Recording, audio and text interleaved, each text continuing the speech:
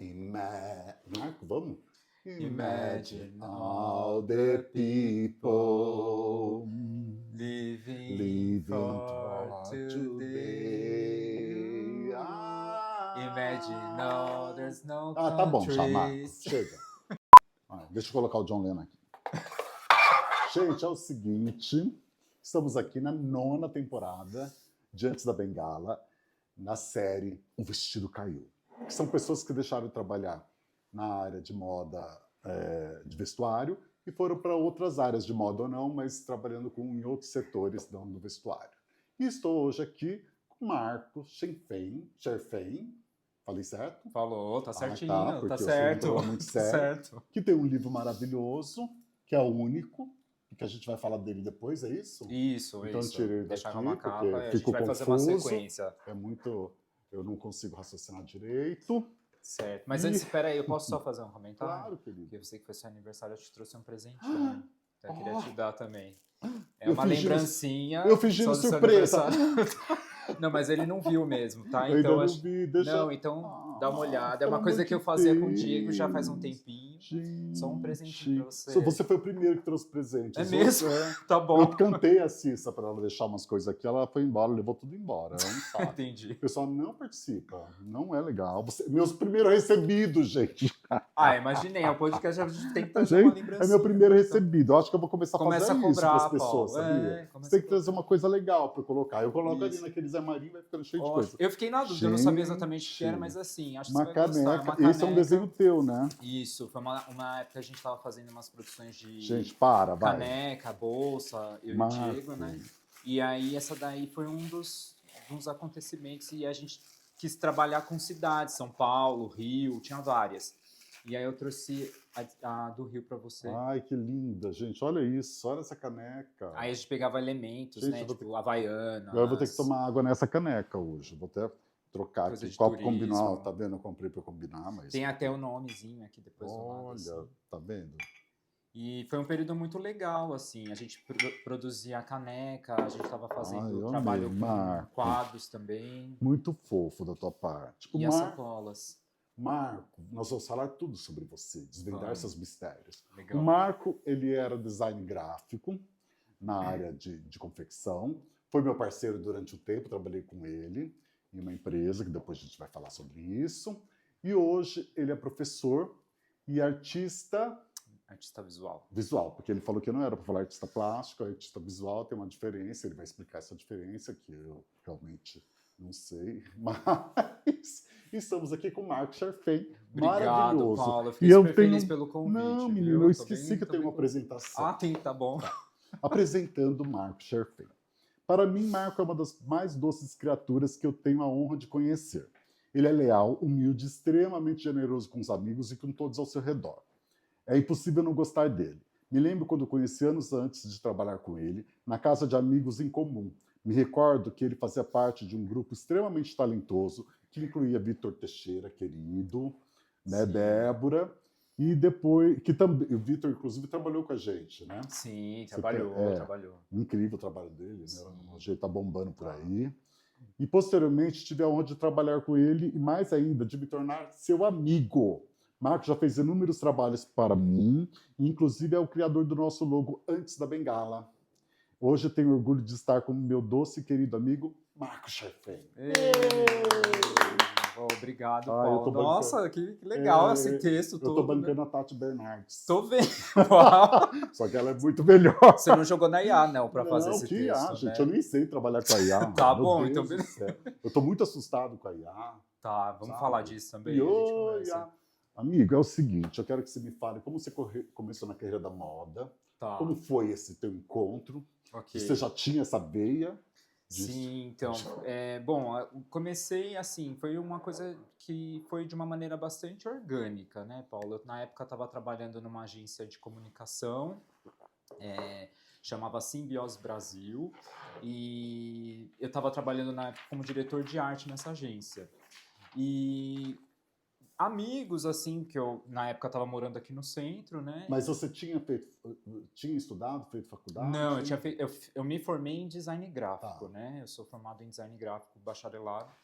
E nesse meio tempo eu comecei a a despertar um certo interesse. Eu já gostava mesmo do universo da moda, né? Eu achava sempre achei legal essa coisa achava que poderia ser um espaço muito para trabalhar a criatividade, né?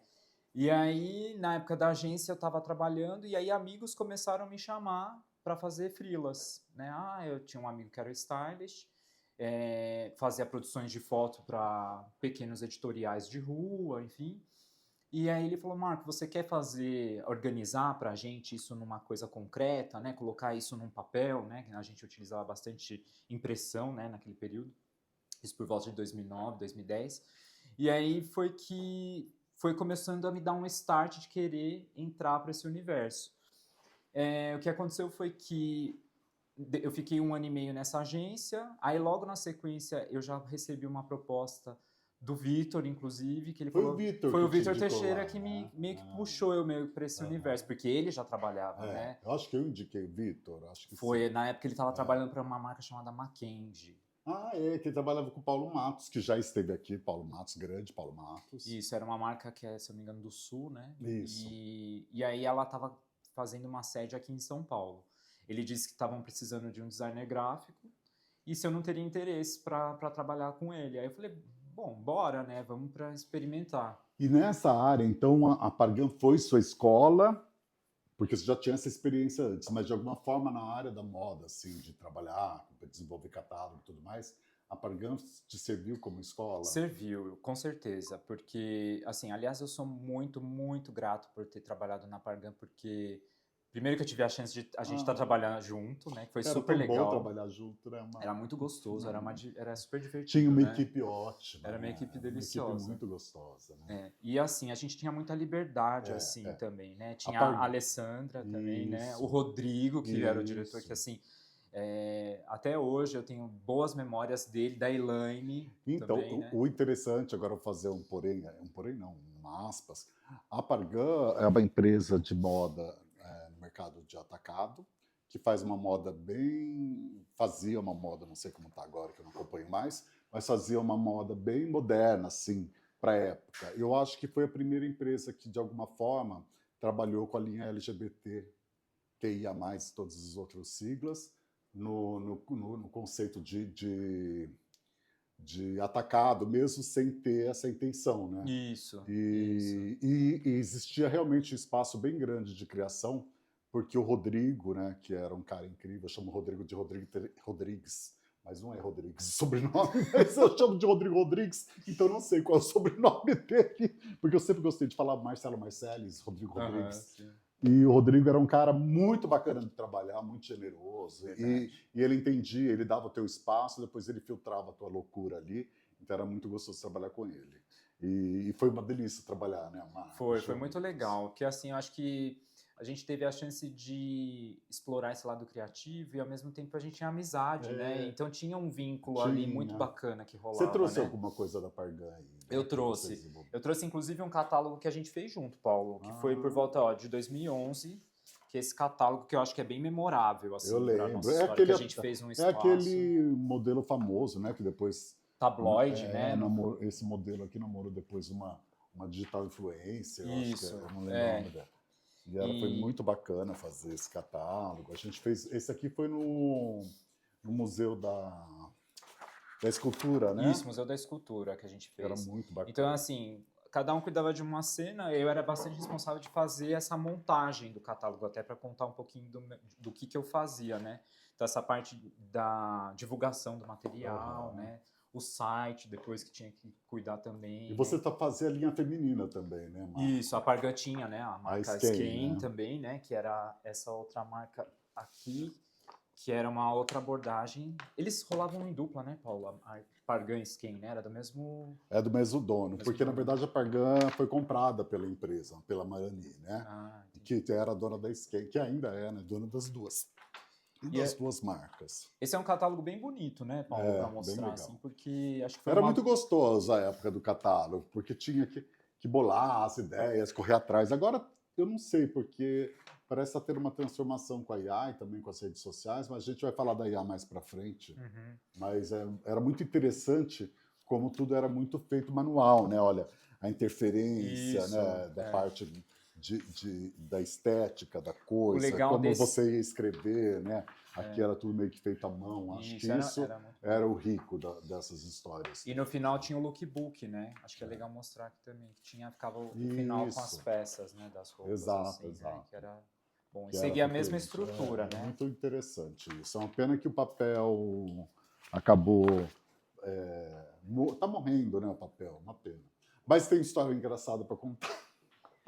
Além de... Tem muitas histórias, né? Aliás, o que você vai falar, Paulo? Ai, Marco, vou falar daquele dia que você abriu uma foto pornográfica na frente do diretor de marketing. A gente recebe as coisas no nosso universo de trabalho, né? Então aí, de repente, pulou o negócio na minha tela e quem estava perto era o diretor de né? marketing da empresa. Mas que levou muito na esportiva Ele também. é muito legal, né? né? Foi muito Mas legal. aí foi muito engraçado. Eu congelei, eu fiquei assim, sem chão, saber o que fazer, ele não né? sabia o que fazer, colocou a culpa na estilista. Meu Deus, foi desesperador, Paulo. Aquilo eu acho que eu fiquei 3 dias sem dormir depois. Não, pior, né? Porque você colocou a culpa na estilista. Essa história você não esquece, Eu né, nunca Paulo? vou esquecer. Aquilo lá do pano de manga, a gente sempre que lembrava daquilo. Verdade. Anos depois, a gente lembrava e dava risada, né? A Elaine, a gente ria muito disso. Ai, saudades que da no final Elaine. da nossa turma ficou eu e a Elaine, né? Depois a gente acabou saindo também. Ah, legal. Mas foi Um beijo pra bastante Elaine, tempo. pro Rodrigo, pra todo mundo, porque eles são, assim, guardo no coração, porque foram pessoas especiais, assim. Eles Eu são. tenho Todo mundo lá na todo fábrica, mundo, né? Tirando um outro, que eu não vou comentar nome.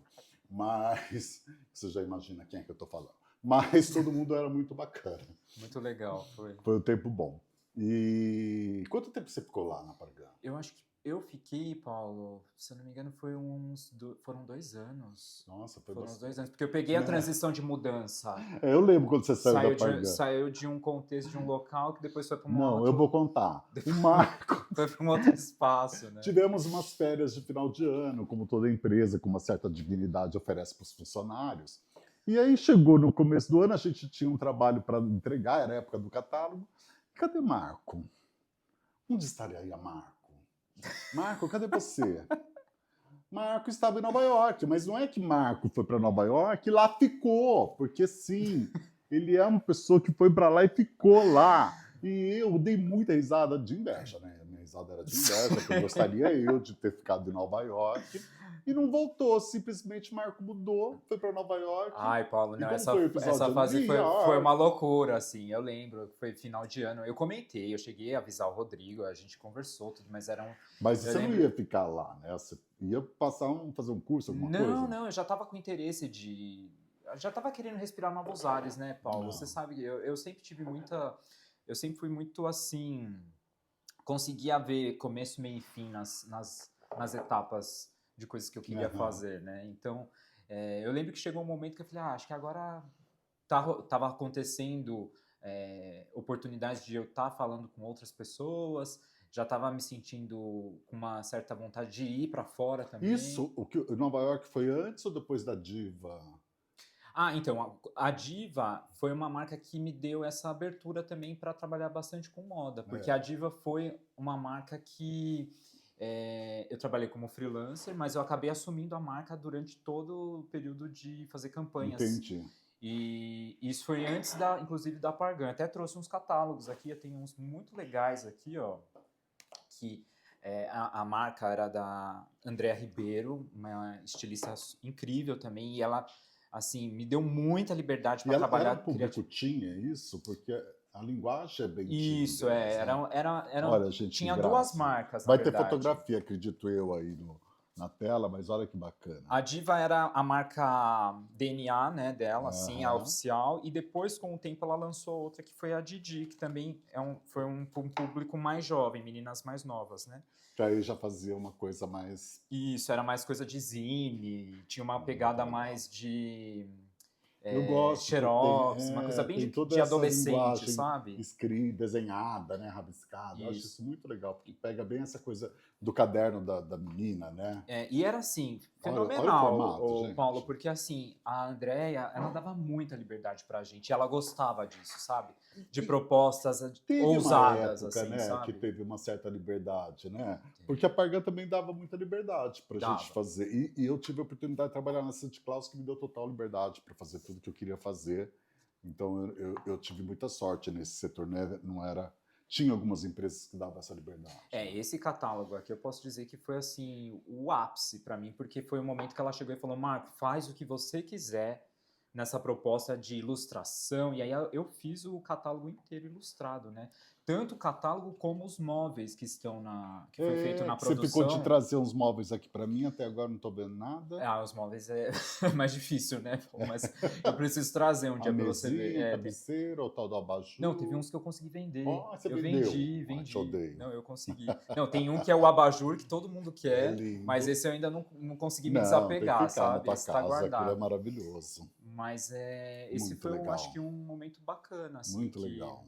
Então, é assim, o que eu posso dizer é que esse período que eu experienciei muito a moda, assim, foi muito prazeroso. Foi, assim, uma liberdade, assim, que tanto criativa e, ao mesmo tempo, de muita autonomia, sabe? É isso que eu sentia.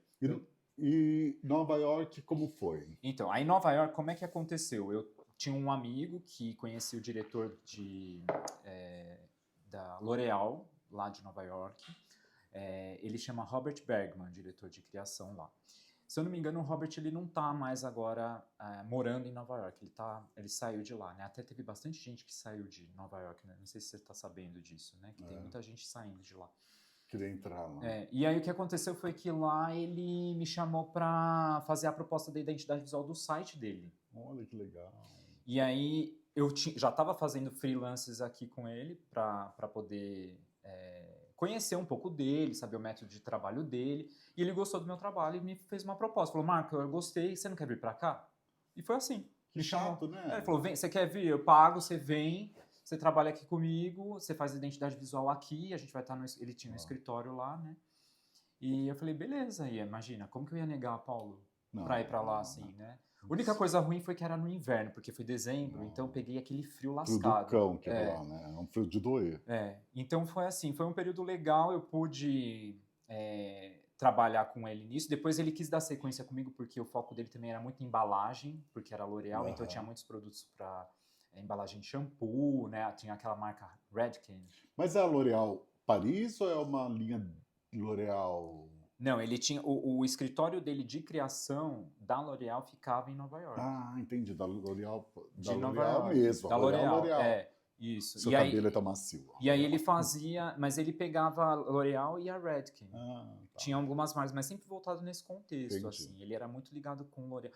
Quando ele veio para o Brasil, ele fez Ele Natura tinha uma aqui. agência que oferecia trabalho para L'Oréal. Isso, exatamente. Mas era bem próximo, assim. Entendi. Eles quase dentro. Exatamente. Tá. Tipo Hub, eu não sei nem o nome que eles usam, né? Sei. Mas ele fazia campanhas, enfim. Entendi.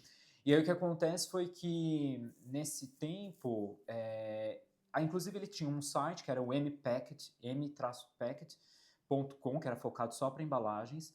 E o que eu achei legal é que o Robert também tinha essa pegada voltada para moda. E hoje ele tem um site, se eu não me engano, que chama Responsibility in Fashion. Eu não sei se você conhece, você já ouviu falar. Depois posso te passar. Legal, me passa. E aí ele fala sobre a responsabilidade para trabalhar com esse pessoal do fashion, essa questão da sustentabilidade. Que é um assunto super sério. Né? Ele está bastante voltado para isso agora. Eu acho que toda indústria séria está pensando nisso, né? Não tem hoje como você trabalhar sem você pensar na sustentabilidade, em como você vai lidar com o lixo que se produz, né? Porque é uma área que produz muito lixo, né? Também. Né? Muito resíduo, enfim. E quais outras empresas trabalhou ainda nesse setor de design gráfico? Bom, então contando desse percurso todo, eu estava em agência fazendo comunicação interna, né, que era fora do contexto de moda, que era Itaú e Philips, várias marcas, assim, Avon. Aí entrei para esse universo da moda, participei de uma outra agência que era voltada só para o segmento de moda, que pegava Hering e Coach, que chamava Agência Gas BR. Aí depois desse período de agência, eu gostei de trabalhar só com uma marca só, porque você vai entendendo o DNA daquela marca, né? Então você entende aquilo e você vai construindo junto. Você vai se especializando ali. Especializando numa marca. Aí depois que eu fui para Nova York, eu fiquei um tempinho, precisei voltar. E aí precisei voltar, inclusive, porque já tinha desgastado um pouco o tempo, porque começou a mudar muito o rumo do trabalho, que era voltado para embalagem, não era muito minha pegada. E depois de 3 meses, o meu pai, nessa época, também não estava bem. Eu lembro. Ele estava com câncer. E aí eu precisei voltar para dar um apoio aí para a família. E aí foi um período bastante difícil também, porque aí eu precisei um pouco me distanciar de novo do trabalho, olhar um pouco mais com esse olhar para a família, enfim. E fiquei só fazendo freelas. Mais uma vez, só voltando para trabalho com freelas. Nesse tempo, surgiu uma proposta para fazer uma revista, que aí eu trouxe também a Que é muito proposta aqui legal da essa revista, revista. Eu que lembro foi dessa com revista. o Rodolfo Ruben, que foi um dos que me Sim. convidou para trabalhar na Aham. Diva. E essa Você daqui chegou a fazer aquele catálogo que era preto e branco, da Parcam, um catálogo papel de jornal, coisa e tal? O primeiro não. Ah, tá. Não, Você esse daí trabalhou não. no Eu segundo, acho que eu né? cheguei depois desse catálogo. Essa revista era bem legal. Né? E o Rodolfo teve a ideia de fazer uma revista colaborativa, assim, né? Com vários fotógrafos, stylists, foi um pessoal muito legal para participar. E ele fez dois livros, né? É, Ela tinha essa pegada, né? Você abre de uma página, tem os editoriais que eram produzidos de um lado, e aí de outro lado era essa outra proposta assim, né? muito bacana. Né? E aí aqui foi um dos últimos trabalhos que eu fiz relacionados ao universo da moda, assim. Porque nesse tempo eu já comecei a notar que começou a me despertar outras questões. Por exemplo, eu já comecei a me interessar... A gente vai mudando a cabeça, né, Paulo? Assim, eu já fui sentindo que eu não estava mais na pegada, sabe quando você já está... eu já não estava me sentindo tão feliz mais trabalhando somente no universo da moda, assim, Entendi. sabe? Então, na verdade, não foi uma coisa, porque às vezes o que acontece no mercado da moda é que você se torna. Como eu vou falar isso? Antigo para o mercado. Né? Porque aí vem uma pessoa mais nova e com uma ideia que eles consideram melhor, ou com um preço que eles consideram bem melhor, e aí você acaba não conseguindo mais fechar trabalho dentro do mercado. Não foi esse teu caso. O teu caso, na verdade, foi que você começou a voltar a teu olhar para outra coisa. Eu comecei a voltar a olhar para outra coisa, mas eu também eu senti nesse tempo também, você mencionou um negócio, né? Eu acho que a experiência que eu tive de estar lá trabalhando na Pargan, tinha as outras marcas que eu via lá, né? E eu ficava impressionado com a quantidade de lixo que tinha lá, Paulo. Assim, realmente isso... na No rua, bairro, no né? bairro, No assim, bairro, tinha uma quantidade de sobras de tecido que Isso, tinha, né? Que sim. tinha muito, que o Era pessoal... muito assustador. Era uma verdade. coisa que a paisagem que eu via, assim, me deixava um pouco para baixo. Eu falava assim, isso aqui, não sei... Não tinha essa coisa Por do causa do fast sustentável, do fashion fast mesmo, fashion. né? De você estar fazendo coisa para o consumo rápido e tendo que. Porque eu acho que essa coisa do atacado, você fica lidando muito com a realidade do consumo rápido, né? Se bem que, na verdade, a moda trabalhou muito isso nos anos 2000 para cá, anos 90 para cá, e eu acho que foi uma questão dessa coisa, com o surgimento de algumas marcas, não posso falar o nome, não posso ser processado de forma alguma, e o mercado popular mesmo, né? Que acabava fazendo uma roupa de baixa qualidade, que não durava muito, e que você tinha que substituir por uma outra peça rapidamente, por necessidade mesmo, porque a roupa tinha preço baixo, mas também tinha uma qualidade baixa, né? E aí você tem que trabalhar com essa agilidade de estar oferecendo produto sempre, né? Isso, e aí vem ainda o mercado da China para transformar isso numa coisa ainda mais crítica, porque eles vêm ainda com um trabalho com um produto muito mais barato e que é impossível fabricar nesse preço dentro do Brasil por causa dos altos impostos e também porque você tem que trabalhar de uma forma legal, né?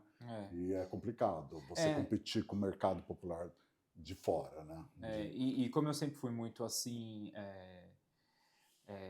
de enxergar essa coisa do começo, meio e fim, então assim, eu estava na agência, falei, agora já deu, agora eu vou trabalhar com moda.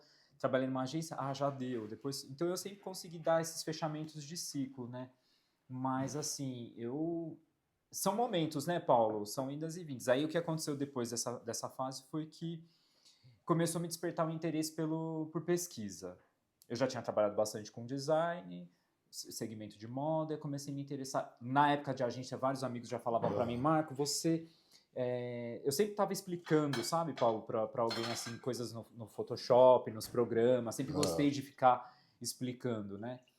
E até um amigo comentava, falou, Marco, por que você já pensou em dar aula? Vai dar aula, você já pensou em ir para esse contexto de ensino? E isso começou a despertar mesmo interesse em mim. Então, a partir de 2016, 2017, eu já também queria muito sair um pouco desse segmento do fashion e me interessar muito para as artes plásticas, para essas coisas de pintura, para ilustração, eu gostava bastante. Então eu pensei, como é que eu vou juntar tudo isso, né? E aí foi que eu comecei a projetar na minha mente uma ideia de fazer um mestrado. Você foi Que despertou. Porque eu lembro que uma vez você estava aqui no estúdio, eu tenho isso até na minha casa, que eu amo, É. e aí de repente você falou, eu vou fazer uma colagem. E eu fui pego de surpresa, porque eu não conhecia esse teu viés de artista. E você sentou, pegou lá umas revistas, Pedi, né, umas revistas para você. Falei, Paulo, me dá arranja umas revistas. Peguei umas revistas e dei pra ele. Gente, em 15 minutos ou menos, ele me entregou um trabalho maravilhoso de colagem. Eu fiquei olhando assim, falei, ué, e desde quando você sabe fazer isso? Era maravilhoso. Eu tenho enquadrado lá em casa, que eu tenho um quarto galeria, que eu guardo o trabalho dos meus amigos todos expostos, para quando as pessoas vão lá, falam, vamos lá para a minha galeria, né? Que eu acredito. Tá certo, claro, legal, é isso aí. E eu acho que é importante você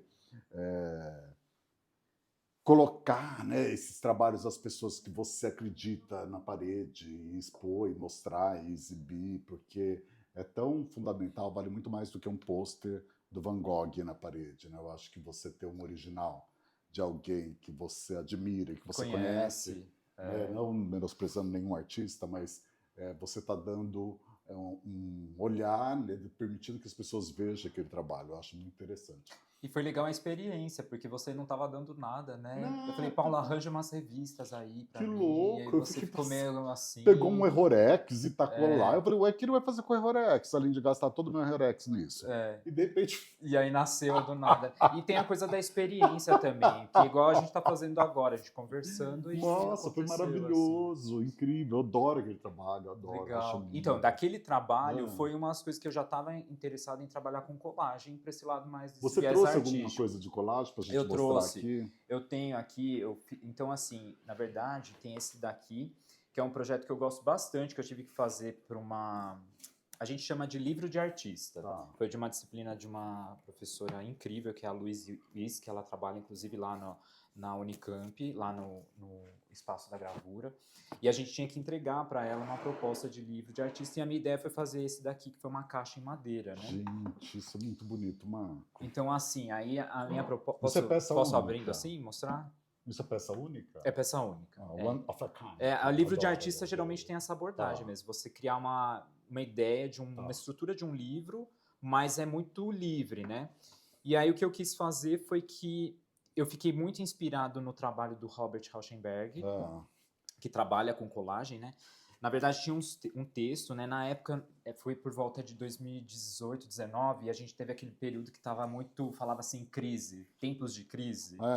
Como se não tivesse tido, como se algum tempo aqui nesse país não fosse de crise, né? E aí a gente agora a gente tem desculpa que é crise mundial, mas tá bom, né? Então eu quis falar um pouco sobre esse tema, né? Falava muito de a minha proposta seria uma intervenção em crise, que era a proposta, né? Então o que eu fiz? Era um conjunto com várias, você está vendo, né? Tem um jornalzinho, aí tem esses catálogos, né? Tem esse sinal de positivo, né? Então eu falava assim sobre permutar essa crise, né? Fazer uma intervenção sobre a crise.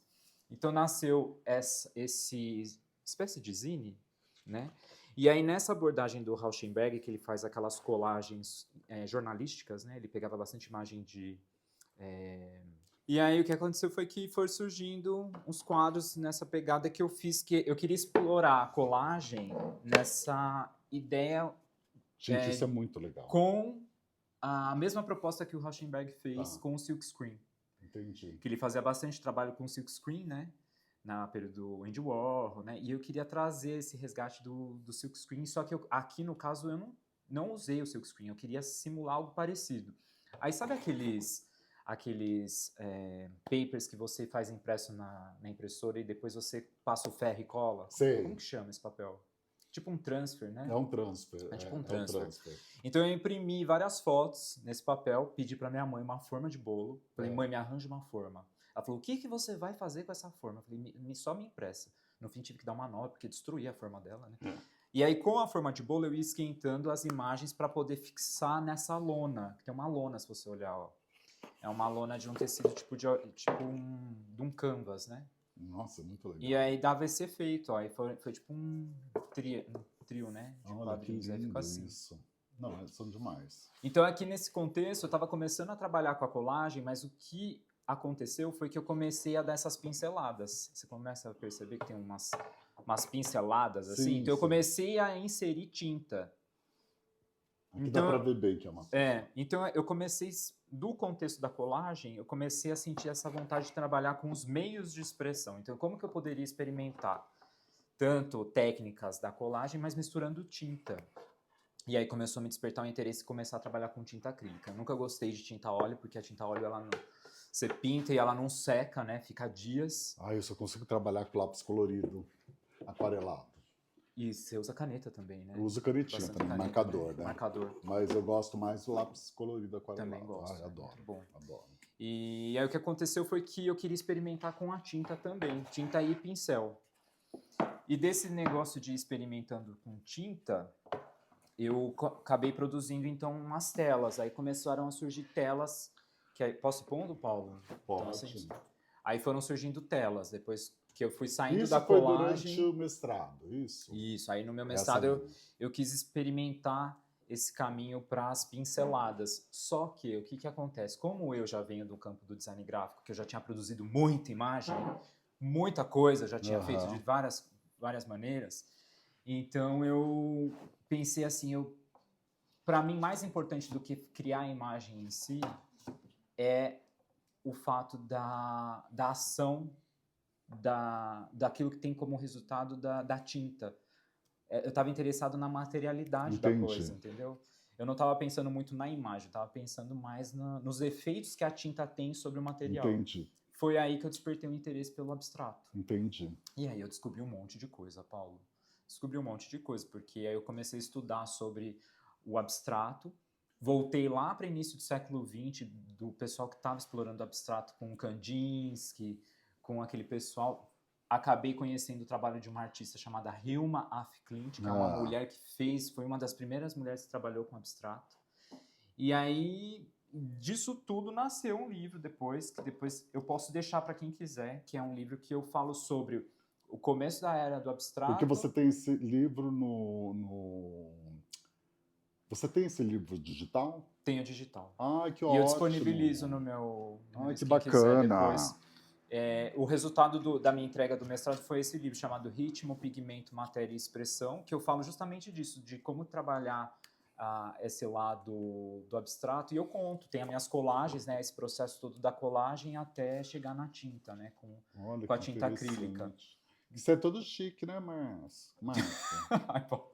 Tem livro. É uma maneira de arquivar. E assim, geralmente no mestrado, quando a gente entra nessa campo da pesquisa, o interessante é você produzir e você escrever, né? Contar um pouquinho, né? Então tem umas imagens aí e tem um lado da... Foi tão legal, Paulo, até contar uma história, porque a Bienal em São Paulo postou recentemente alguma coisa sobre a Hilma af Klint. E aí eu comentei que eu fiz minha pesquisa inspirada nela, né? Eles não colocaram o meu comentário como topo. Olha que legal. E aí um monte de gente começou a dar like lá e começou a baixar o livro. Eu fiquei tão feliz, assim. Então, fica à disposição. Quem tiver interesse, quiser saber sobre colagem... Depois a gente vai deixar o endereço. Tá bom. Para que as pessoas possam ter acesso a isso, porque é muito legal. Até eu quero ver, porque eu não conheço esse artista. É muito legal. E aí eu fiz um diálogo. Eu comecei com o Kandinsky, com a Hilma no começo do século XX. Depois eu fui para o abstracionismo nos Estados Unidos, que foi com o Pollock.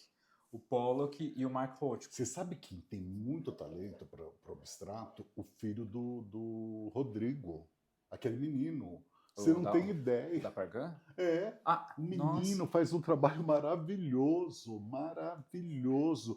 Porque, na verdade, eu acho que ele não entende o conceito, mas ele tem uma visão de equilíbrio, da forma como ele mistura as cores, que é uma coisa que você fica olhando e falando, não acredito que é o menino que fez isso. Uhum. Porque é extremamente equilibrado a forma como ele usa as cores. Até falei para o Rodrigo, você tem que colocar ele numa escola de arte. Legal, Para ele entender, para ele aprender a desenhar, porque é importante você saber, né? Fazer as coisas, porque é a partir daí que você vai construindo outras linguagens. Claro. Né? Quer dizer, o Picasso sabia desenhar super bem, e daí ele foi partir lá para o cubismo, para todas essas escolas que ele acabou desenvolvendo, né? Isso, porque vem do conhecimento, né? E ele tem um trabalho muito bonito, muito bacana. O que eu acho que é bacana mencionar também, Paulo, é que assim, eu estava desde 2017 tentando entrar no mestrado na Unicamp, não foi fácil, e só quando começou o período da pandemia, eu entrei um pouquinho entre pandemia, então foi aquele momento que estava difícil para todo mundo, que a gente estava trancado em casa. Foi um horror aquilo. Né? E aquela fase eu estava lendo muito, eu estava lendo um livro que me pegou, assim, foi um livro chamado Do Espiritual na Arte, do Kandinsky. Que aí esse livro foi que abriu minha cabeça para entender um pouco mais esse universo, de olhar para dentro, sabe? De olhar, porque a pintura abstrata tem isso, você olha para si, né? Você olha para esse interior. E aí eu comecei a descobrir várias coisas nesse universo da pintura, né? Que eu gostei. E aí consegui finalizar entregando esse material e prometi para mim que depois eu não iria estudar mais. Falei, bom, fiz um mestrado, tô tranquilo. E aí, nesse tempo, eu falei, agora eu paro. E agora você tá fazendo o quê? Só que eu não consegui. Quando eu vi, eu já tava já tava de novo escrevendo um texto. Mas é muito legal, porque você tá fazendo um trabalho todo com embasamento, com conhecimento. E tem uma grande diferença, né? Às vezes a gente olha o abstrato, principalmente, que não é uma coisa que é de fácil linguagem, né? Como eu gosto muito da coisa mais ilustrativa, né? Porque eu venho de uma história de contos de fada, de cinema, então a coisa tem que ser, para mim a coisa tem que ser mais ilustrada, porque eu sou muito imagem. Então eu acho que o abstrato ele cria uma dificuldade para você de compreensão. E eu acho muito interessante que você explique isso através, né, das tuas referências, né? E de como essas referências você consegue colocar no abstrato, né? De forma que, ao explicar, a gente consegue ler o que você, enxergar o que você está falando. Sim. Isso é muito bacana.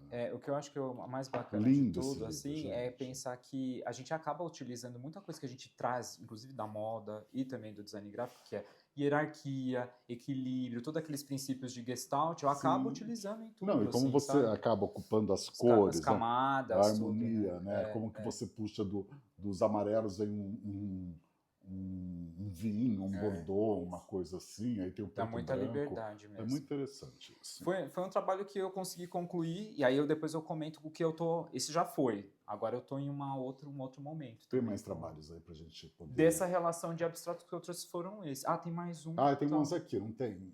Aqui no chão? Tem, mas esse é de uma outra... É do momento a mais agora. Você quer perguntar mais alguma coisa? Sim. Não, eu acho que... Quer falar mais alguma coisa dessa fase? Não. Então podemos entrar para o próximo. Deixa o que é esse livro ali. Esse aqui? Esse aqui é do portfólio, que era do de moda, esse aqui, na verdade. Quer mostrar esse também? Eu quero, porque é lindo. Gente, esse é o portfólio. Esse, na verdade, é o portfólio de moda, que era portfólio. Vem aqui fazer uma entrevista, aí o Fofo vai eu levava e esse apresenta material. esse portfólio. Então tem aí umas coisas de editorial, tem dá as uma coisas raiva, não dá? Tinha o meu é todo São Paulo Fashion Week. Nossa, também, olha, que eu fazia assim, na época também. profissional. Hoje em dia nem precisa, né? Porque hoje em dia é tudo digital, né? Pessoa, você dá um... O que faz hoje em dia para mostrar portfólio? Você manda um endereço para a pessoa entrar, é isso? Agora tem muito link, né? Você manda porque por você link, que manda um link, uso de né? QR Code, né? E aí a pessoa já entra ali e já vê teu portfólio. Mas é legal Olha essa isso, coisa do eu papel, gosto, né? O papel é maravilhoso, o papel tem textura, o papel tem cheiro, o papel tem qualidade ou não. Eu acho o papel maravilhoso, gente. Isso acho que para essas produções únicas, assim, quando você vai fazer, é importante. É igual a coisa do disco de vinil, para quem coleciona, né? Sim. Assim, você tem muita gente que mesmo que mudou... Você sabe que eu coleciono livros, né? Uma vez eu fui comprar um livro da Disney, que foi lançado em 1973, só que fizeram uma versão mais moderna do livro. E eu comprei achando que era de 1973, porque a fotografia que tinha era do livro de 73. Aí chegou um livro agora, mais atual. Só que eu pegava no papel e falava, mas o que é esse livro com esse papel? Aí eu devolvi o livro e depois eu comprei esse livro, era Arte na Disney, de 73, por causa da textura do papel. Porque é outra textura, né? textura. Então, quando você compra uma coisa original, você vai ver que a textura, né, que é uma fala, isso aqui foi feito lá nos anos 30, nos anos 20, no final do século 19. Você vai sentir a textura do papel, porque eu O acho tipo que de impressão, eu acho tinta que usava a também. tecnologia está fazendo a gente perder essa coisa do tato, né? Dessa coisa de você reconhecer uma coisa pelo tato, né? Você pegar uma porcelana e você perceber qual a diferença da porcelana do gesso, né? Você perceber quando é porcelana, quando é gesso, quando é um outro material, né? E a gente está perdendo isso. E perceber as texturas dos papéis conforme de cada época, porque existe a moda que vai falar o que você deve usar naquela uma determinada época, existe também escolas que vão te levar a utilizar um determinado papel numa determinada época. Né? E aí você consegue perceber essas diferenças quando você tem essa experiência do toque. Por isso que eu acho que é importante o brechó, o sebo, né? Claro, Você vai sim, pegar e você pega um livro que está maravilhoso. sendo reproduzido hoje e ele não vai ser igual àquele livro que foi feito há 40 anos atrás por causa da textura do papel. E essa experiência é muito interessante de você perceber isso. Eu sinto que a tecnologia ela está matando um pouco os nossos sentidos, né? É muito louco. Né? Hoje a gente está muito voltado para a coisa do visual, né? A coisa da tela. Mas eu acho que é um visual vazio. Eu vejo isso por mim. Eu monto vários álbuns de cinema. E às vezes, depois que eu fotografo, eu tenho aquelas coisas dos paper dolls, né? Desses brinquedos de papel, das bonecas de papel. Depois que eu fotografo, eu nunca mais olho no papel. Eu fico olhando a imagem no Instagram. E eu falo, meu Deus do céu, mas eu tenho o original na minha frente, que é maravilhoso, que traz toda uma experiência. E eu não tenho essa experiência porque eu prefiro ficar olhando no Instagram a fotografia. Porque é mais fácil fazer assim, cabe ali naquele negocinho, eu faço assim. O papel é uma coisa grande que eu tenho que manusear. E com cuidado, muitas vezes, também. E é muito louco, né? Como a gente está perdendo não só a experiência do contato físico, mas a experiência do contato com as coisas que elas têm do tato, do tato mesmo. De ter contato com o que é real, né? Eu acho que isso que você falou, Paulo, foi inclusive uma das coisas que, justamente por trabalhar com design gráfico, que no caso, de uma maneira subjetiva, me pegou, porque eu trabalhava muito com tela, e eu queria deslocar um pouquinho de sentir essa coisa da colagem, fazer com a mão, né? Tanto que hoje, dando aula, eu estimulo os alunos, eu falo para eles, gente, não fiquem presos só no processo criativo de fazer algo relacionado no programa. Vai experimentar fazer coisa na mão, escaneia, aí sim você só finaliza e edita no Photoshop, num programa depois para só dar alguns toques, né? Mas sai conhecer, vai ver as coisas no entorno, né? Vai para ter esse contato com o real, né? Sai um pouco do virtual. Então isso daí ajuda, porque o que eu percebo sabe? assim, às vezes a gente vai mandar colocar moldura em um quadro e aí você vê algumas coisas sensacionais que foram feitas através do computador, né? Através desses como fala? Dessas plataformas todas, e aí você percebe que... E aquilo é caríssimo, né? Porque você fala, quanto custa essa tela? Aí a pessoa fala, custa uma fábula. E aí se você pegar uma coisa tua feita à mão, que tem ali toda a tua personalidade, Tem um toque, né? teu toque, tua mão, onde você pesou a mão, onde você teve que corrigir, não tem valor nenhum. É mais barato do que a moldura. Eu acho que também tem uma coisa que envolve hoje, Paulo, que é o tempo, né? As pessoas estão muito aceleradas, né? O tempo é tudo muito rápido. E, na verdade, existe uma coisa que diz que você tem que estar dentro de uma modernidade, digamos assim, de uma atualidade, onde o que é mais interessante hoje? É você ter uma obra digitalizada, né? Uma obra que foi feita ali no computador e que você imprimiu aquilo, que aquilo é o máximo, porque é uma obra atual. Enquanto que uma coisa feita à mão parece ultrapassada. Isso está mudando. Uma amiga minha que mora na Itália falou que lá eles dão muito valor para o feito à mão. Então existe um reverso. Mas aí você está falando de uma sociedade que artisticamente é muito avançada, né? Porque os italianos é o berço, né, da arte em vários aspectos. Então você está falando de uma sociedade que não é uma sociedade de consumo, né? Igual a nossa sociedade, que o brasileiro é uma sociedade que copia o modelo americano de consumo e tudo mais, né? E a Europa ela tem um modelo próprio de estar ali em contato com a arte e o que essa arte representa e tudo mais, né? Não é uma arte de consumo, uma arte como que a gente pode falar? De apreciação, né? E que a gente está falando mais antes disso, que eu viajei aqui? Ah, No a gente surf. tá falando de tudo ao mesmo tempo, Agora, misturado. Vai só seguir. Marco, eu esqueci de perguntar para você, mas essa mudança da moda para alguma coisa, você não passou por nenhum processo de depressão, você passou por um momento de entre entre a moda e a arte, você passou por algum processo, alguma dificuldade emocional de você romper com uma coisa que você já tinha construído uma carreira e partir para uma coisa que você tinha que desbravar coisas novas? Eu acho que sempre rola sempre algumas inseguranças que são naturais, né? Porque tudo que é novo sempre assusta, né, Paulo? Então eu acho que sempre tem momentos que a E gente também tem uma fica adaptação financeira, adaptação né? Que você vem financeira. Eu de universo. passei momentos difíceis porque também me desconectei de mercado, né? Mas é aquilo, né? Você abre mão de uma coisa para conseguir outra, Você né? teve apoio da tua família, Tive apoio de e alguém assim, especial? acho que sempre dos pais mesmo, né? Depois, assim, mais a minha mãe, né? Realmente, que foi a que me deu muito apoio emocional, eu digo nesse sentido, né? Mas, assim, eu acho que também esse processo foi importante, porque foi um processo de amadurecimento interno, de começar a visualizar o que era mais importante para mim no sentido de trabalhar com o que em criação, né? Eu gosto de moda, acho que, assim, é um universo é o universo mais diverso, né, que a gente pode entender e pensar, né? Acho que moda, arte, design é uma tríade que se combina muito bem, assim.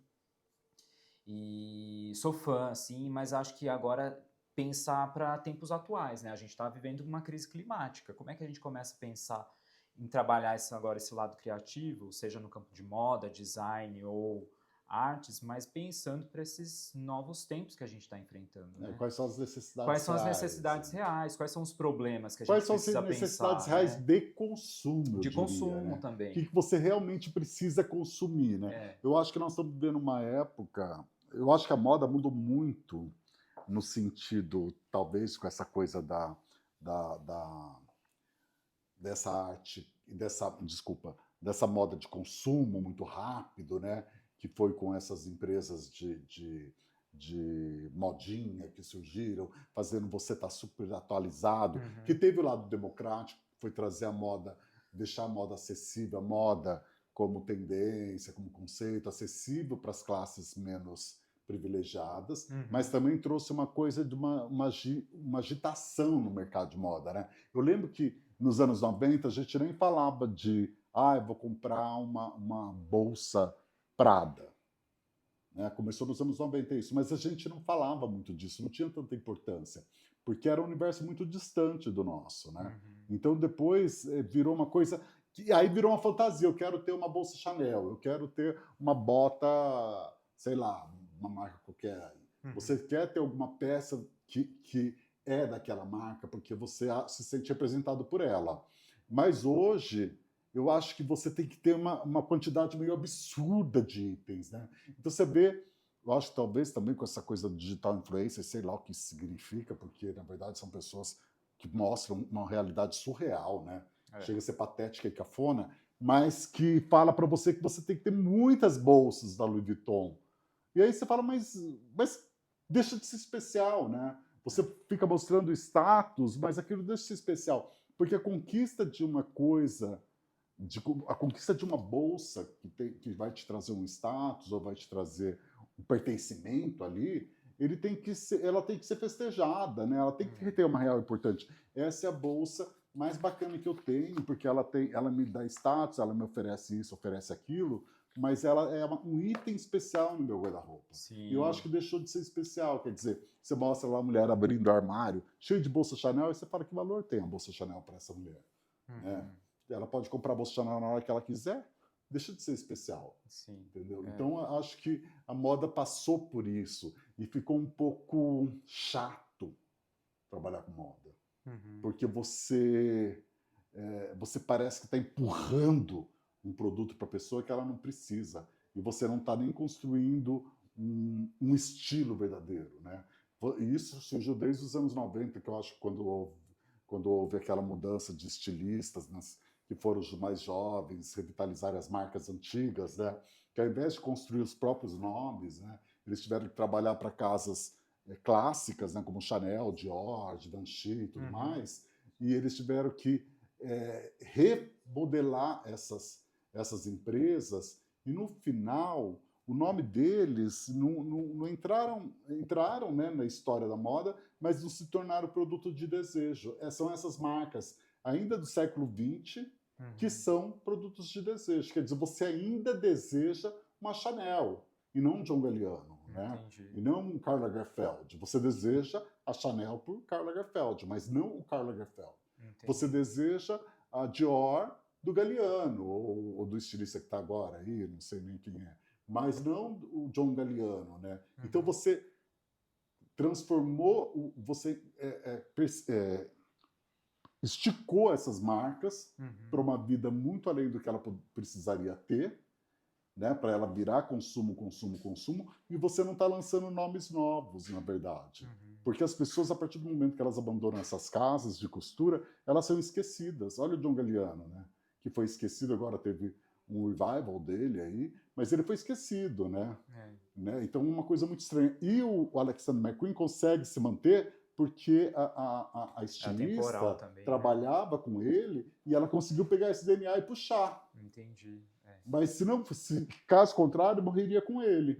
Se não tivesse uma pessoa com DNA que conseguisse. Porque entrar outro estilista e fazer um trabalho completamente diferente. Como é o caso hoje da Valentino, né? Que está com o estilista que faz um trabalho muito bacana, mas queria ter uma marca dele, não está fazendo Valentino, no meu ponto de vista. Entendi. Você sabe que você falando disso, eu lembrei também, Paulo, de uma estilista que eu sei que você ama, que é a Vivienne Westwood, né?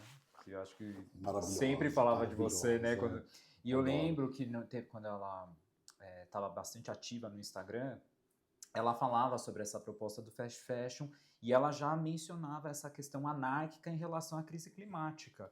Então, aquilo ali começou a me despertar também, assim, poxa, se ela, que né, já é uma, né, um monstro sagrado né? na moda, tá falando disso. Porque então, eu acho que é isso. Eu falo assim, gente, o meu guarda-roupa tem roupas de 30 anos atrás. Por que tem roupas de 30 anos atrás?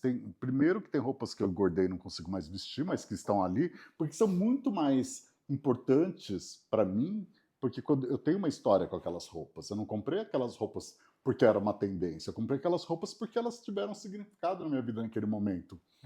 E eu acho que faz parte você reutilizar as coisas bacanas que você tem. E hoje eu olho para as roupas, tirando uma ou outra, eu ainda acho que o que eu tenho no guarda-roupa é muito mais bacana. Vai falar, tudo bem, eu gosto desse blazer, mas essa proporção não faz parte da minha pessoa, não me interessa essa proporção. Então, por que eu botei essa peça? Eu tenho uma peça dessa para falar que sou moderno, mas eu não vou me vestir daquilo que estão me falando para eu me vestir, para poder estar atualizado. Nesse ponto eu acho que foi eu tive eu nunca fui muito apegado, sabe, Paulo? Então eu acho que isso também me ajudou nesse processo de conseguir me descolar um pouco da questão de trabalhar com moda. Você nunca foi deslumbrado. Eu nunca fui deslumbrado. Eu também nunca fui deslumbrado. Eu nunca tive. Eu nunca tive esse assim, deslumbramento. Eu lembro que meus amigos gastavam uma fábula naquela loja das Lu. E eu ficava chocado. Eu falava, gente, por que vocês estão gastando uma fábula nisso? E eu achava um absurdo, porque eu acho que, mesmo que você trabalhe com moda, você tem que organizar a tua vida, porque tua vida tem que ser uma coisa meio independente da tua profissão. Você tem que se planejar num país como o Brasil. Sim. Mas me conta agora, voltando para você. Tá. Depois do nosso Dabaneio Fashion. O que você vem fazendo agora? Como que tá a continuidade disso que você estava falando? Ótimo, legal. Bom, então, aí assim, eu terminei o mestrado, né? Aí eu acabei, nessa fase própria do mestrado, um amigo, um querido, um irmão, que é o Ivan Ordonha, que inclusive estudou comigo na época da faculdade em design gráfico. Ele estava trabalhando na Universidade de Cruzeiro do Sul e me falou, ó, Marco, a gente está com carência de professor aqui, foi na fase da pandemia. Ele falou, você não quer vir dar aula pra gente? Aí eu falei, beleza, bora. E fui. E foi super bacana, porque eu já estava com essa vontade, né? E aí comecei lecionando lá, fui abraçado pelos professores queridos, a Elisa, o José, sabe? Pessoas super que me auxiliaram e me ajudaram muito nesse processo também. E aí de lá eu fiquei um tempo dando aula e na sequência foi que eu resolvi, falei assim, bom, já estou envolvido nesse cenário todo acadêmico, então acho que agora seria legal também, já estava com essa vontade de dar sequência em estudo, mas ainda não sabia no que. Foi que um dia, agora em 2024, no ano passado, por volta de abril, eu estava em casa, assim, e estava rolando tem um espaço, acho que é UBS, que chama ali do lado do Sumaré, espaço cultural. Unipes. É Unibis, né, cultural. Ah, sei. E teve uma palestra do Marcelo Gleiser, que ele é um físico e astrônomo, né? E eu sempre gostei dele, né? O Diego também, que é o meu namorado, ele sempre fala muito do... Quanto tempo vocês estão juntos? Já vai dar 7 anos. Já. Olha que legal. 7 anos que a gente tá junto. Um beijo pro Diego. E assim, a gente tá... Ele também é super fã do Marcelo Gleiser, ele falou assim, vamos lá assistir a palestra dele? Eu falei, vamos. Paulo, quando eu cheguei para assistir a palestra dele, ele foi para fazer o lançamento de um livro.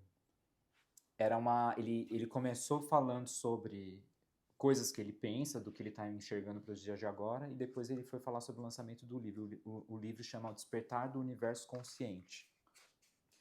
E quando ele falou assim, Paulo, parece que ele pegou e abriu minha cabeça para pensar como que a gente está vivendo agora. Em como a gente acha que a gente vive, né? Como que a gente está interpretando as coisas do que a gente está vivendo. E não é normal, né? Assim, as coisas como a gente encara para os tempos de agora. E aí ele fala muito sobre essa importância de a gente começar a resgatar o nosso contexto com o universo. Porque em tempos passados, períodos antes de Revolução Industrial, povos ancestrais, eles tinham uma percepção de mundo muito diferente do que a gente vive agora. E a relação que eles tinham também com o universo era outra. Então, ali começou a me despertar uma curiosidade, um interesse. Eu falei, gente, isso daqui é um assunto muito interessante. Foi que eu pensei, falei, poxa, como é que eu posso, então, sabendo que eu gosto de trabalhar com arte visual, né, essa coisa do design e tudo, juntar com esse lado da ciência, né? Foi que aí eu fiz uma proposta de doutorado para a Unicamp e aí eu vim com esse tema de juntar astronomia com arte visual. Você trouxe alguma coisa pra gente ver? Trouxe. Aí eu tenho algumas imagens que eu fiz, assim, que eu pego imagens, às vezes, de satélite. Então, por exemplo, ainda seguindo no abstrato, eu fiz essas duas, que aí, dá pra pôr aqui assim? Que aí aqui acho que é um comecinho, sabe? De quando eu tava. E eu trouxe um que é uma tela bem grandona, para te mostrar também. Então, assim... Então, isso daqui é o quê? Constelação? Esse daqui são estudos cósmicos, assim. Então, esse daqui é tipo uma nebulosa que eu me inspirei e comecei a experimentar, assim, na tela, inicialmente. Só que com a minha orientadora, ela começou a me falar, Marco, é muito bacana, né? Mas acho que como você tem o domínio de tantas técnicas e meios de expressão que você sabe utilizar, não fique restrito somente na tela. Vamos experimentar coisas diversas, né? Vamos experimentar o campo tridimensional, tal. Então, hoje eu estou fazendo já umas propostas de site específico, de espaços reais. Depois, é que eu não tenho como mostrar aqui, mas eu tenho... Tem como trazer depois como foto, assim, imagem? Tem, você manda pra gente. Mando. A gente publica no carrossel. No tá, Instagram. Porque eu tenho umas imagens que eu estou fazendo agora, que é uma proposta de intervenção no espaço urbano. Olha que legal. Então, eu já estou começando a pensar, por exemplo, o espaço urbano, como que eu posso trazer essa relação da arte e do design, mas para o espaço físico e a experiência das pessoas circulando por isso. Então, eu fiz agora recente uma proposta que foi para fazer na Pedra Grande de Atibaia, em que eu projeto com um software chamado Stellarium, que você pega o registro de uma data específica de uma constelação que está passando naquele momento e como representar isso de uma maneira poética e artística. Olha que interessante. Então, eu estou pegando referências de Sabe aquele tapete que faz para Corpus Christi? Sei. Que usa serragem e tudo. Aham, Então que era o máximo. Eu lembro quando era criança. Eu lembro que fazia na rua, aí tinha de tampinha. Isso, Ah, aquilo era incrível. Então, eu estou fazendo esse resgate de pegar esses materiais para representar esses momentos, assim, e aí as pessoas vão circular pelo espaço e com o QR Code elas apontam e elas vão saber, isso aqui é a constelação tal que está sendo projetada de um local. Então, eu estou tentando fazer essas relações de tentar pensar... Tá chique, né, amigo? Eu tô assim, eu acho que eu amigo, tô até meio intimidado pela Para, que inteligência isso, vai, brilhante não, do meu para. amigo. Não, Ai, não, que coisa boa, mano. e assim, e agora, uma coisa que me pegou bastante é que, lendo muita coisa, Paulo, aí a gente começa a descobrir, né, realidades e informações. E aí, você não sabe, mas assim, os povos indígenas, eles já tinham a noção de astronomia muito antes do que a ciência ocidental, inclusive. A influência das marés para a pesca, para as vivências dos dia a dia. Como os antigos, né? Que falam, olha, vai chover. Isso. As pessoas que convivem com essa coisa da natureza, sem tanta interferência urbana, eu diria assim, eles conseguem ter uma noção muito... um diálogo com a natureza, né? Eles têm um diálogo e eles entendem que eles fazem parte da natureza, não diferente da gente, do Ocidente, que a gente cada vez mais se distanciou. É que a gente tem uma coisa... A gente se distanciou demais, A gente tem uma coisa com dinheiro e com poder. Eu costumo falar que o mundo, infelizmente, é mandado por um grupo de psicopatas bem grandes, né? Eles se encontram todos e a psicopatia rola solta. Porque chega uma coisa que você fica olhando, né? E você fala, meu Deus, o fascínio com dinheiro, né? O como essa pessoa ganância, que tem dinheiro... né, Paulo? Não, e como você vê assim, se você tiver um grupo de pessoas e uma delas for rica, como ela é tratada diferente, como as pessoas se preocupam em agradar aquela pessoa rica. Mesmo que ela seja extremamente simples, não esteja... Às vezes ela nem nota, porque ela já cresceu naquele ambiente, então para ela é meio natural isso, né? E como aquilo vira uma qualidade, mas uma qualidade como se fizesse parte do caráter dela, né? Porque você pode falar, o Marco é uma pessoa boa, o Paulo é uma pessoa extravagante, sei lá, qualquer coisa assim. Mas ela é rica. E aí ela ganha uma coisa, uma aura em volta dela, e o tratamento, né, a forma como ela é tratada por todo mundo, o respeito que ela pode ser uma filha da puta, mas o respeito que ela tem, né, é uma coisa tão engraçada. Eu via isso muito no meu trabalho lá no atacado, porque como a gente vivia, é um bairro só de atacado, né? Então tem os donos. Eu nunca sabia que dono era do quê, eu nunca sabia quem era dono de coisa nenhuma, mas eu tinha uns amigos que sabiam tudo.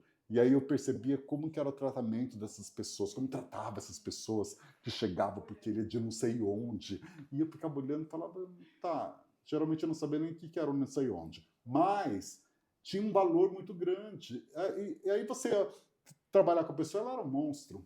Aí você falava, nossa, mas é essa pessoa que vocês acham máxima, então, que vocês ficam aí? Isso daí, Paulo, eu entendo que é um pouco um pensamento que foi construído no século XX, né? Acho que foi moldado, são resquícios que eu acho que vêm desde aquele período de revolução da máquina, do industrial, e que foi construído mais para o século XXI, não dá mais, não é mais sustentável para a gente viver dessa forma. Mas a gente está vivendo isso bem abundantemente. Sim, né? Mas... Marcos, tem mais alguma coisa para mostrar aqui? Não, aí tem só o e quadro esse pôster maravilhoso? Esse daqui é um vamos abrir. Vamos. Espera aí que eu pego aqui para você não sair da tela. Esse daí foi, inclusive, você foi comigo comprar esse material um dia e você não entendeu nada, e aí eu fiz um desenho de uma... Olha assim, isso, virado. tá dando para ver aí? Tá, é virado, vira para lá, sim. Tá. Isso. Tá. Esse daqui foi um recente que eu fiz, assim. Vamos ficar aqui nos cantos, como se a gente fosse aquelas... Não, é assim, ó, Paulo, estica assim, ó. Ah, é assim. É tipo um... É uma constelação, é um... Esse daqui é um... Nossa, isso tá lindo, hein? Dá pra ver? Esse aqui. Aqui é assim, a gente tem uma diretora contra a regra. Esse daqui foi muito legal de fazer. É uma nebulosa também, né? Nossa, sabe aquele que parece um olho? Sim. E o muito legal desse daqui foi porque eu resgatei, desde o mestrado, que é igual do Pollock, que ele deitava no chão para fazer a pintura, foi a mesma ideia. E o que eu achei legal de ter feito isso daqui é que eu tinha a sensação de estar fazendo desenho de uma rosa. Entendi. Porque tem essa coisa, né, Tem, não parece parece umas das pétalas. pétalas, né? Nossa, é lindo isso, hein? E eu fiz bem rápido, viu, Paulo? É. Foi rápido. Foi Mas bem- você sabe que quando a gente está aquecido, a coisa é rápida, Vai, né? né? Eu lembro que Quando a você gente está conta enferrujado, demora 2 dos séculos. contos de fada, né? que É. O pessoal às vezes fala, mas quanto tempo você levou? Eu falo, gente, foi rápido, porque você está aquecido. Quando você tem uma pausa, que você demora para pegar. Agora eu quero falar sobre uma coisa que chama inteligência artificial. Querido, é o seguinte, como você lida com a IA? Ela é uma ferramenta para te auxiliar ou ela é uma arma para te aniquilar? Porque o que eu percebo assim, a IA, nós estamos alimentando a IA, a nossa Certo. geração, né? Aham. Eu não, porque eu não entendo nada, mas eu sei que a minha geração, muita gente está alimentando com conhecimento, e a sua geração principalmente, que ele é milênio, tá? Ele tem 40 anos, é o primeiro milênio que eu estou entrevistando. É mesmo? Nossa, É, tá. olha que Eu tenho 40, mas eu falo que eu não sinto que tô com 40, hein, Paulo? É bobagem, é isso Né? mesmo, Coisa da 40 é isso cabeça, aí. né? Mas eu não tenho tem. problema com essa coisa de Não, idade eu tenho também. 58 e eu sinto que eu tenho 58 porque é uma dor assim que vem É o todo dia. cansaço que É vem uma só. dor, todo dia tem uma dor, então acho que é. 59, na verdade. A minha diretora já me corrigiu. Ah. Ela não deixa eu mentir a Legal. minha idade. Mentira, é que eu esqueci. Faz Ótimo. pouco tempo que eu fiz 59. Tá. Ainda não me adaptei. Tá certo. Eu vejo a hora de fazer 60 que eu vou começar a andar de graça. Mas deixa eu falar uma coisa, que a gente está com o tempo tá pequeno. Tá. Ok. A IA, ela vem ocupando espaço cada vez maior, né? Isso. Eu não sei mais o que é mentira, o que é verdade, então às vezes eu vejo que ela começou a mentir, que ela já está enganando o ser humano, que ela está mandando mensagem em código para outra IA, que está uma coisa louca, eles estão praticamente criando vida própria. A gente é uma geração que leu, que estudou, né, que experimentou, que utilizou a nossa inteligência de uma maneira prática dentro de um modelo antigo, né? Nós somos as últimas gerações que lidou com analógico, né? Isso. Então, ok. assim, a gente tem toda essa experiência do analógico que a gente está alimentando ali essa parte tecnológica, porque, assim, aquele desenho não saiu do nada, ele saiu de uma experiência que nós, seres humanos, tivemos e que a gente passou ali para alimentar as plataformas e, enfim, a IA agora, né? E essa geração futura, elas não vão ter esse tipo de experiência, né? Eles vão ter experiências reais. Vai ser tudo tecnológico, né? Você vai colocar lá um capacete e você fala, Marco, eu te encontro em Paris dos anos 20. E você coloca o capacete na tua casa, coloca o capacete na minha casa e a gente se encontra no Paris dos anos 20 para ouvir a Josephine Baker cantar. Sensacional. Se a pessoa souber que é a Josephine Baker. Mas, de qualquer forma, a realidade virtual vem crescendo muito. E como que e a tua área, que é uma área que serve de base, né? Porque é uma área que trabalha diretamente com isso. Porque Vindo do design, você diz, né? Tá. Você já cresceu dentro desse universo Sim, de alguma forma. sim. A IA é uma revolução, uma evolução e uma revolução. Como você encara a IA hoje? Como você encara esse alimento que a gente está oferecendo para a IA e a possibilidade dela criar uma vida própria? E o QI que vem diminuindo de geração por geração, exatamente por a gente não exercer mais o pensamento, né, a leitura, vem tudo muito mastigado. Quer dizer, hoje você só sabe o resumo das coisas. Você não precisa saber, porque você vai no Google e você pesquisa ali e daqui a pouco já apagou, porque quando você precisar de novo, você tem o Google. Então você não precisa mais guardar na tua cabeça, né? E isso é a nossa geração que está sofrendo isso já. A nossa geração que tinha livros e tinha dicionário e tinha as coisas que você falava, eu preciso saber o que é isso, tinha que abrir o dicionário para ver. Então você acabava gravando melhor as coisas. Hoje a gente não grava mais porque a gente não se sente na obrigatoriedade de gravar.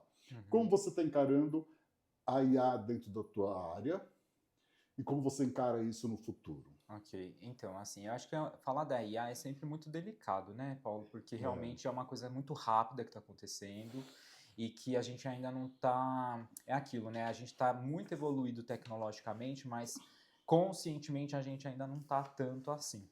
E falar da IA, eu acho que tem 2 pontos. Um ponto é que um lado positivo e um lado negativo. O positivo é que eu acho que ela é uma ferramenta fenomenal que está ao nosso favor para nos ajudar. Eu faço uso da IA como ferramenta também, inclusive nos meus processos de criação, por exemplo, para pensar agora essas propostas que eu estou fazendo de arte visual em relação a site específico ou relações de espaço no tridimensional, como processo, ela me auxilia bastante, né, a mapear mais ou menos o que eu estou querendo desenhar, e inclusive ela me ajuda até a trabalhar esse lado de inspiração, do tipo de material que eu vou vir a usar, enfim.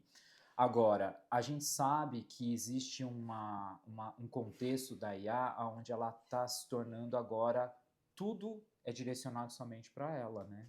Então, assim, hoje as pessoas estão utilizando como ferramenta de, inclusive, psicologia, para perguntar coisas muito pessoais, né?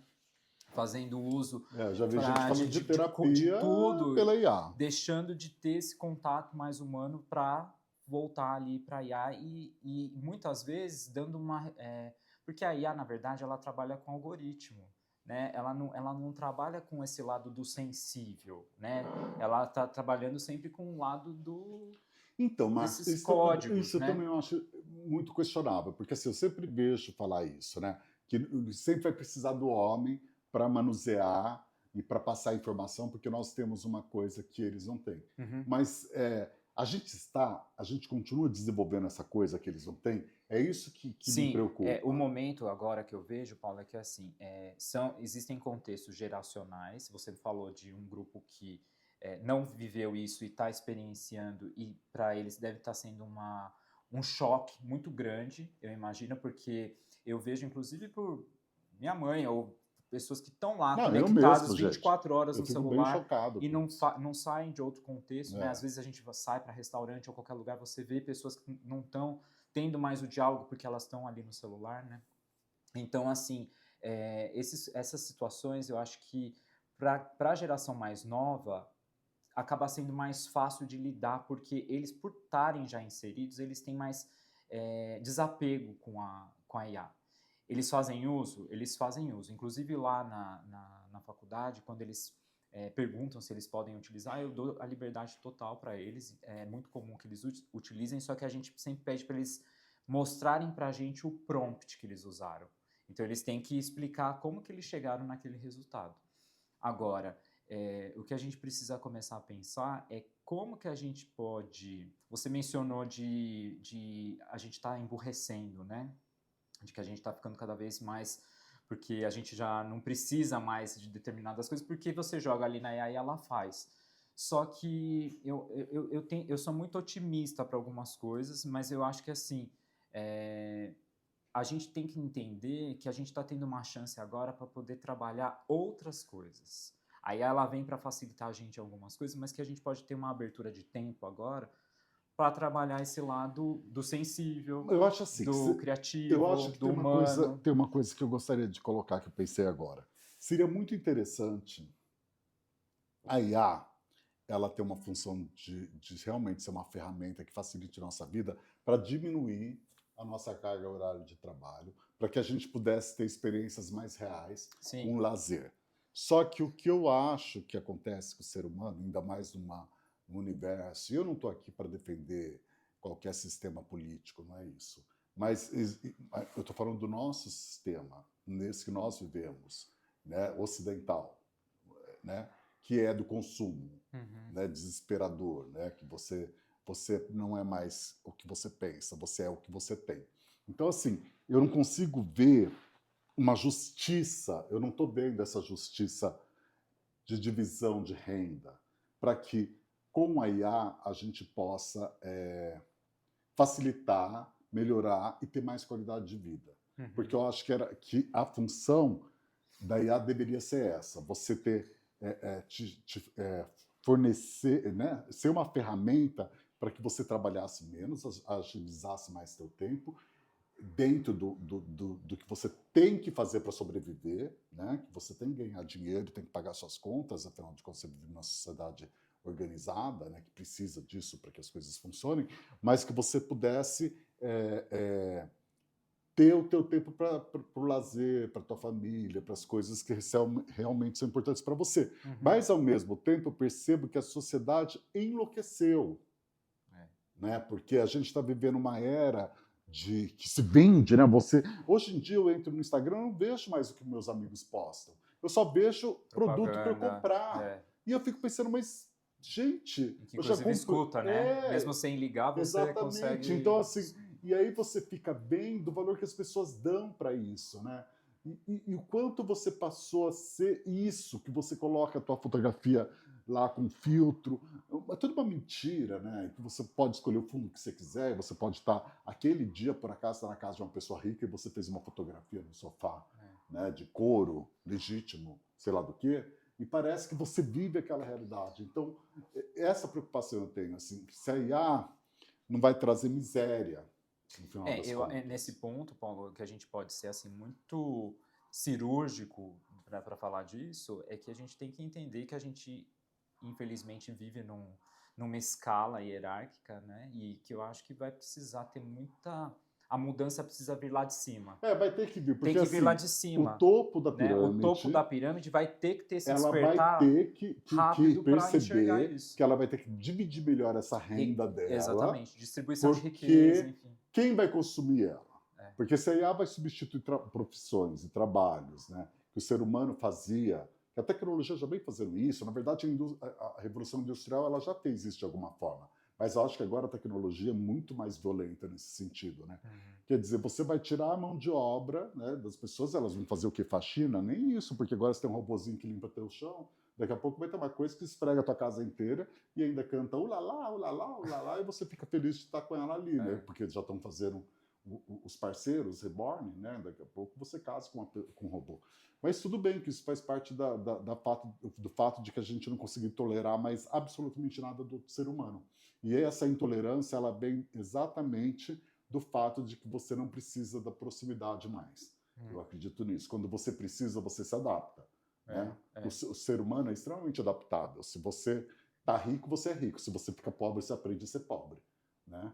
Então, você não precisando mais lidar com o outro, você pode substituir por um computador, por um robô. Afinal de contas, o robô vai estar perfeito, falando as coisas que você quer ouvir e com a aparência que você deseja que a pessoa tenha. Né? Então, eu sinto assim, que se o IA vai gerar desemprego, massa, no futuro, que as pessoas não vão ter como trabalhar, né? Ou elas vão fazer o quê? Ser faxineiras, ou coisas assim, não menosprezando profissão nenhuma, mas estou falando profissões que são necessárias que ainda eu acredito que a IA não consiga substituir com tanta facilidade. Como vai ser isso, né? Como vai ser essa base da pirâmide? Como vai viver essa base da pirâmide, né? Acho que a gente precisa mudar o desenho dessa pirâmide, né? Precisa se tornar um pouco mais... Porque nós não diminuímos o número de pessoas na Terra, né? Nós estamos aumentando. E essa história, né, Paulo, de ficar pensando de que tem um outro planeta, né, para solucionar a nossa vida, e não é. Não tem condições. A gente tem que resolver o agora, o aqui, né? Como que vai ser isso aqui agora? E esse agora, ele precisa ser, como eu falei, precisa ser interpretado e ter um pouco mais de generosidade, principalmente quem está no topo. Né? Quem está lá em cima, eles precisam começar a olhar de que eles, destruindo a vida daquele, vai acabar destruindo a dele também, Lógico, sabe? porque o topo da pirâmide só existe por causa da base. Só existe por causa da base. Não existe topo de pirâmide sem base. E a gente sabe, né, que um dos motivos principais que a gente precisa ter e que acho que um ponto que aí eu penso que é positivo, que a IA pode ajudar, é que as pessoas comecem a se informar mais com educação, com estudo, né? E com estudo, com sim, respeito, e com respeito né, também, porque, né? gente, eu vou ser bem franco. Eu passei por duas situações essa semana que eu falei, gente, é impossível. Foi um cara arrumou um negócio no meu gás e no final ele falou que tinha trocado o aparelho que não trocou e ele me roubou, porque eu paguei pelo aparelho que não colocou e me roubou. E depois eu tinha combinado um compromisso com um amigo. Aí chegou no dia que era no feriado, eu falei, e aí à noite, a gente vai marcar, vamos se ver hoje, amanhã, como vai ser? Aí a pessoa não deu retorno, me deu retorno lá, foi quarta, o feriado, né? Me deu retorno na quinta-feira de manhã, me mandou lá um bom dia. Eu falei, escuta, eu mereço isso, né? Escuta, você não está falando com um robô. Aí eu fico perguntando se as questões hoje da falta de comprometimento com o outro é porque você se acha superior ao outro ou porque você se acha tão bosta que você acha que você não precisa se dirigir ao outro para poder se desculpar ou poder falar, não, eu não vou poder ir porque surgiu um problema, né? É uma coisa muito louca como as coisas estão acontecendo. E eu acho que tudo isso vem do distanciamento, né? Porque antigamente, quando a gente tinha que chegar em casa para pegar no telefone, e quando alguém furava um compromisso com você, né? A pessoa estava ali, tinha uma mensagem pedindo desculpas, ou a pessoa te ligava para se desculpar. E hoje isso não acontece mais, é muito natural que as pessoas não precisem. E eu acho que um pouco disso vem desse distanciamento que a tecnologia trouxe com as redes sociais e também com toda essa incerteza da necessidade do ser humano, né? De você se importar com a importância do outro, né? Eu acho que conforme a gente for passando, só vivenciando, a gente vai entender, né, Paulo, como é que vai ser esse impacto, né? Tá tudo sendo muito rápido, tá todo mundo muito perdido, né? A gente percebe que tá todo mundo, e não é... Tá todo mundo muito tá todo mundo ansioso, né? Porque nós só viramos uma fábrica de ansiedade. E eu acho que esses momentos de encontro, assim, real, físico, é o que precisa, né? Pra gente continuar seguindo com mais calma, com mais tranquilidade, porque o tempo tá passando, né? E a gente às vezes fica com aquela pretensão de pensar no depois, né?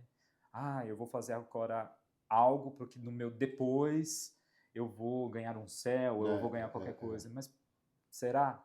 Né? A gente tem tanta certeza assim, né? Ou a gente é só uma experiência que não deu certo. Ou a gente...